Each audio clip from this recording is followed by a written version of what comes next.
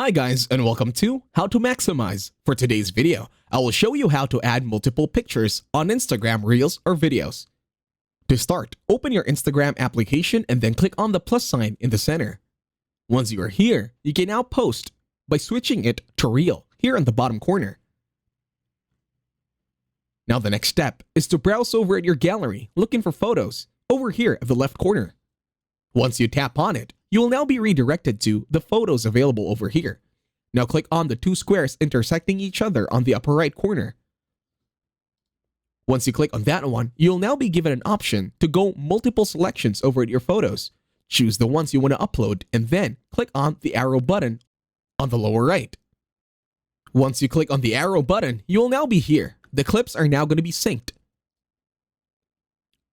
As you can see here, there is now a timer for all the photos to appear. Now click on next, and then in here, you can post it as this, as a reel. Now click on share, and that should be it. Thank you very much for watching. Please leave a like, share, and subscribe to the channel.